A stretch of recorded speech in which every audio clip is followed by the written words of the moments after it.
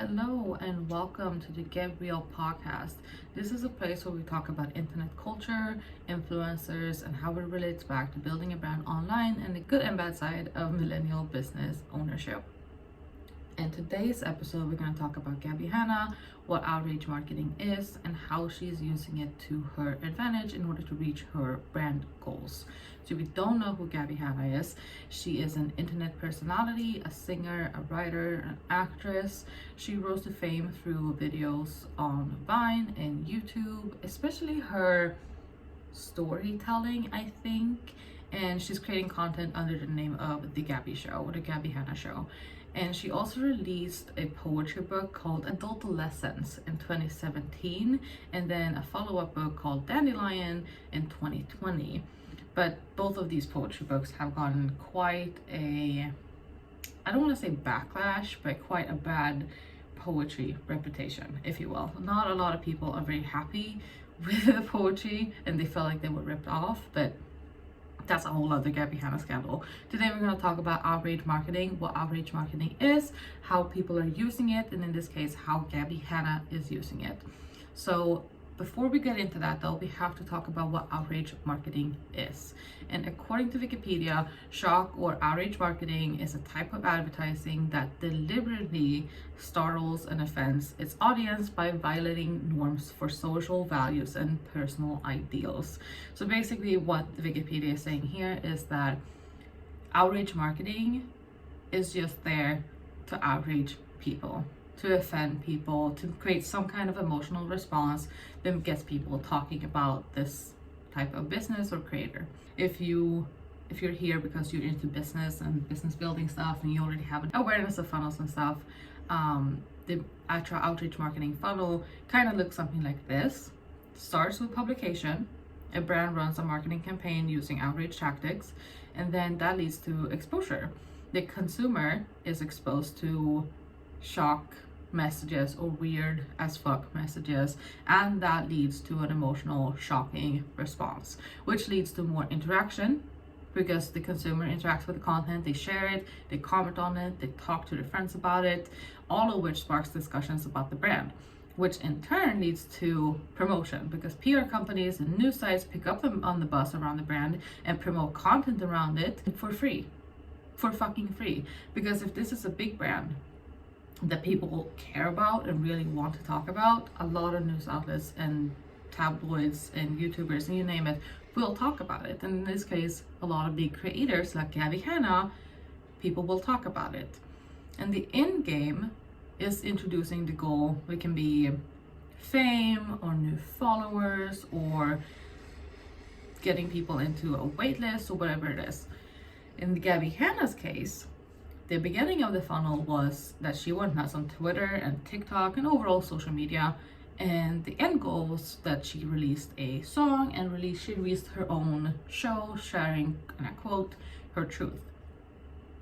And I think she knows this works. I think she knows the outreach marketing works in her case due to her past experience, and she was also part of the Vlog Squad, and David Dobrik is someone that also uses a lot of outreach marketing and shock factor to get views, followers, and engagement on his content. So she has experience with shock marketing. She knows that if you shock an audience you will get engagement. And reverse engineering, she released a cover of a song at the end of May 2021, and I think she came out with her show around the same time, and she's still posting on social media even though she said she was gonna get offline, blah blah blah. She's still posting on social media, and it's currently August or end of July. So she released a song at the end of May 2021, and the hate campaign started some weeks before this. She also said that she was going to release a documentary, or she threatened to release a documentary, which is what her show currently is. Or show this, there's videos on YouTube. She's uploading videos on YouTube, like quote, like I said, sharing her truth. But that's what she said the documentary was going to be about. And so much about how she did this outreach marketing this time is fucked up because she harmed so many creators and communities in the process. And another, I was gonna compare to something else here, and let's go back to the beginning of this year, and Burger King tweeted that women belong in the kitchen. And then they had a subtweet underneath that said that something about going to Burger King instead. And people were outraged. This is another example of shock marketing. People were outraged and they were like, what the fuck is this? Burger King, this is not cool. It's 2021. This is not it. This is not the vibe. And they apologized and took the tweet down. This also backfired. This was also shock marketing, and it also backfired. And the difference is, though, that even if it was a harmful tweet, it wasn't harmful to a single person, a creator. It didn't go out to attack this one individual. It didn't go out to attack this specific group of people the way Gabbie Hanna is currently doing, or did do. I don't even know anymore if she's still going at it or if she's stopped finally. I don't know. I just know that she can't shut up. But at the end of the day, Gabbie Hanna, what she did with her outrage marketing funnel here is fucked up, because she targeted individual creators on the platform. She brought up past trauma from creators, and she tried to ruin people's careers. And she also creates further stigma around, for example, the mental health community, because she blames it all on her ADHD, so forth and so on.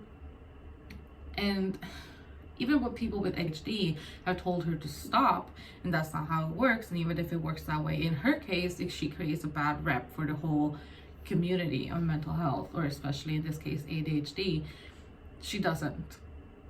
So this is fucked up also, because Gabbie Hanna's fans are relentless, and Gabbie Hanna in herself is manipulative, because her fans latch onto this and they protect her and they're super loyal to her. So this is another discussion about brand loyalty we will have another day, why people are so loyal to a certain creator.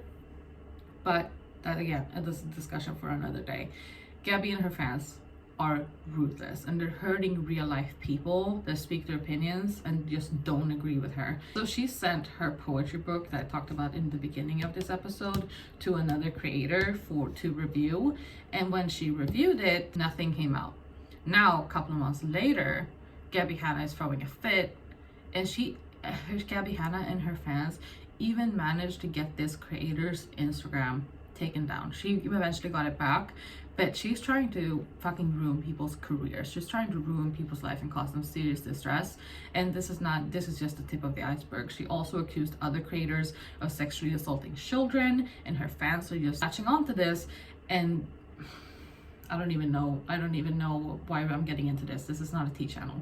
Anywho, they're hurting people through false sexual assault allegation, death threats, wishes they were raped, not to mention name calling and other disgusting behavior. And the question is, though, at the end of all this, did it work? Did the shock marketing work? Did she get what she wanted at the end of the day? And honestly, no, I don't think so. This is just my personal opinion. It didn't work this time, because if you go through Gabbie Hanna's social media comments, even if she has a very, very loyal audience and a lot of fans still, I'm talking millions of fans. I think she has 2 million followers or something currently, and she lost a couple of them, but she still has a lot of loyal fans. However, if you go through her social media comments, you will quickly notice former fans and supporters publicly cutting ties with her as well, and telling her that she took it too far. There's also a wave of creators publicly speaking up against her behavior, because remember, she started calling people out and saying, this is what happened, people treated me like shit because of XYZ, and caused fuss, if you will. And these creators were like, no, I'm gonna defend myself, because this is not what happened. This is what actually happened, and they shared their truth. And the popular opinion here is that Gabbie Hanna is in the wrong. So even if she got the views at her show, and even if she released a cover at the end of this, even if she got clicks, even if people listened to the song, I don't think it worked, because while doing all of this, she also ruined her own reputation. Not only was she out to get other creators and cause general public buzz, but she also made sure that her fans worried about her mental health. But when she started acting crazy on social media, her fans were genuinely concerned for her. And then she didn't acknowledge that, and she just treated it as a joke, which is disrespectful, which makes them realize that maybe she is manipulative. Maybe she is disrespectful. Maybe this is all a joke to her. Whatever these fans are thinking, or these former fans were thinking, it's not cool to harm others. it's not cool to make your fans worry about you. And I think that both of those things are part as to why her loyal fans are cutting ties with her too. And in my personal opinion, she got what she wanted. If she wanted outrage marketing and she got views and clicks and all that stuff, she got it. But she keeps going at it. She keeps bringing up other people's pain. And that is either because, like I said, she thrives on other people's pain, and or combined with the fact that the outcome wasn't what she wanted it to be. She wanted to have loyal supporters. She wanted to share her truth and then have people believe her. She didn't expect the public backlash of people, of the popular opinion not being in her favor. So now she's trying to correct that narrative and to correct what actually was said and how it happened, so she comes up on top.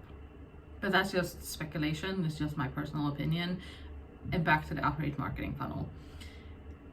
If you choose to go through with outrage marketing of any way, shape, or form, this is a very extreme example, but if you as a brand choose to go through with outrage marketing as a growth tactic, whether you're Burger King or Gabbie Hanna, the shit you have to pull to make it work is, my personal opinion, not cool. Because the potential risk here is not worth the growth or the followers or whatever the fuck your goal is. And at the end of the day, Burger King took their tweet down. Gabbie Hanna has supporters, but she lost thousands. The popular opinion is not in her favor. Even if she got views and clicks, it's not doing her career any good. And these are just two examples from on top of my head. We can go into Trisha Paytas and, like I said, David Dobrik and a bunch of other creators that also use shock marketing in their favor, that it comes back to bite them.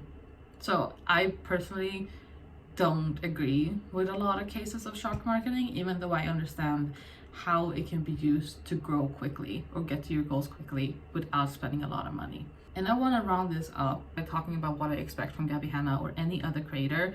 And it's honestly just to make their space and share space online less toxic. Oh, I'm sorry, I misspoke earlier. She has 5 million followers, not 2 million. She has 5 million followers. And I get that she can't control her fans. I get that she can't control millions of people. But what she can do and has the responsibility to do is to ask her fans to stop harassing people and not do this shit, instead of insinuating that they should keep, quote, defending her. She keeps calling them her own army, so forth and so on, because it's so fucking obvious that she was having the crazy behavior to promote an upcoming song, an upcoming show, whatever the fuck it is. And now that it didn't go her way because her shock marketing backfired on her, she wants to change the narrative.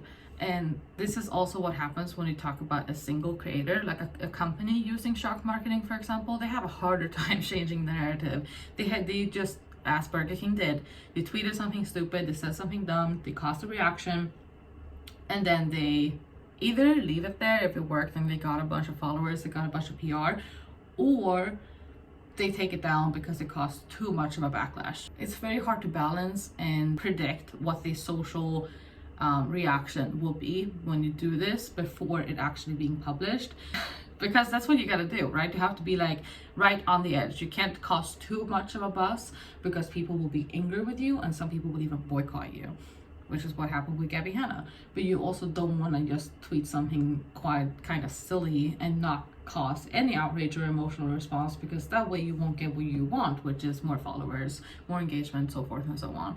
So it's really hard to gauge this out, which is why it more often than not, backfires. But yeah, like I said, I wanted to round this up and say that we all have responsibilities online to make our community, our shared space, our own space online less toxic, more inclusive. And Gabbie Hanna has proven time and time again that she is not about that. Thank you for listening to this episode of the Gabrielle podcast. I hope you enjoyed listening to this. Share anything you thought about this episode. Feel free to go to our Instagram, the Gabrielle Podcast Official, and share that with us. It always creates an interesting discussion. If you're listening on YouTube, feel free to comment down below. We will get back to you. And again, it always creates an interesting discussion.